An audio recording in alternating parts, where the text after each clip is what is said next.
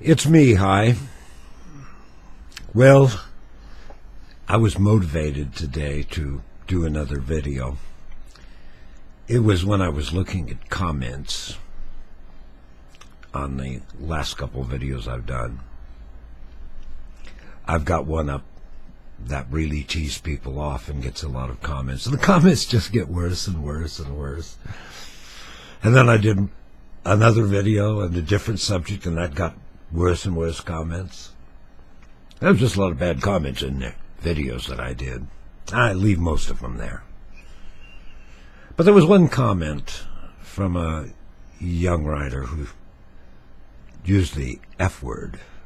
I don't even like words like duck because it sounds like the word fuck, and I don't think that's a good word. And I saw it, though, and I could see the frustration that was behind it. I mean, made me think about that word. You know, the reality is, I know words. I use them all the time. Sometimes that's the only word that really fits. When we use the F word, it really means we've run out of information to continue the discussion. And in frustration, we use that F word.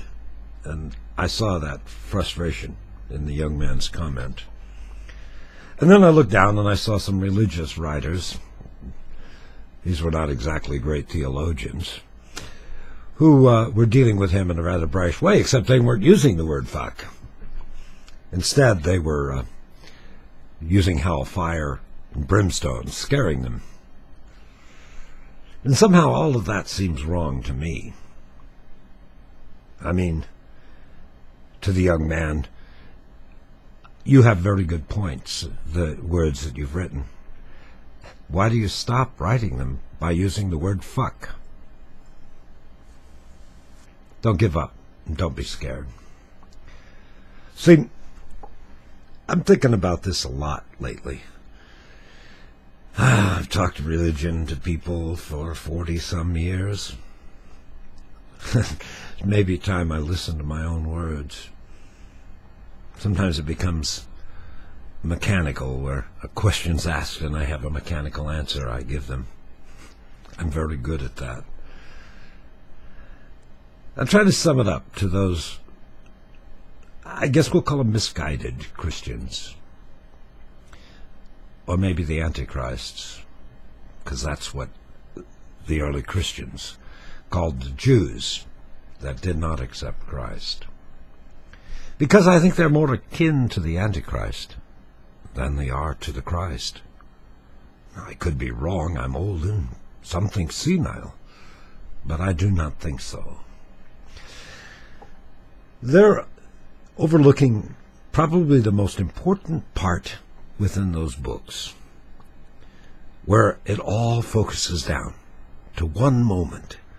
The moment is Christianity, the acceptance of this Christ. Because they're hung up in an old law. The old law that Christ taught against. Voila, they put him on the cross and tried to kill him. Didn't work. They put guards on his tomb, the most elite of Roman guards. In all of history, one man has guards placed at his tomb, and that man somehow miraculously escapes, and the guards run in fear. Might have been a lesson in that for us to consider. But really, the reason he was put on that cross was because he taught against that old covenant.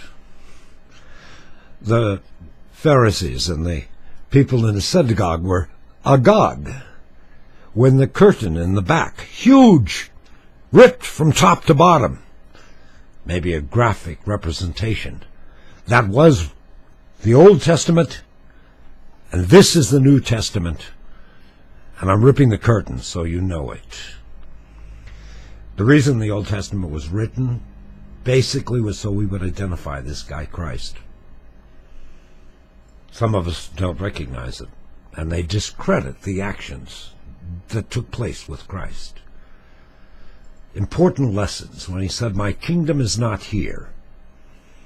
When those apostle guys fled in fear and denied Christ. And then he rises from the dead, and suddenly they totally believed in Christ and the message that he taught, enough that they gave their lives, most of them dying on crosses just like Christ. But we still have those that are hung up in that old law, that still preach it. Hell, fire, brimstone, damnation. Yet, this Christ guy, he said to love one another. It's that simple. They believe that there's just two sins, and we're born with them. So much for free will. You're threatening me with burning in hell? That's kind of taking away my free will. Maybe that's what that love one another was about. Christianity should offer hope, not fear. We shouldn't scare young people. And to those of you who write such vicious and vulgar remarks, to those young people that somehow, with their open mind, don't understand this idea, which is hard to comprehend, free will. Yet I don't have a free will. I was born one way, and they say I'm wrong.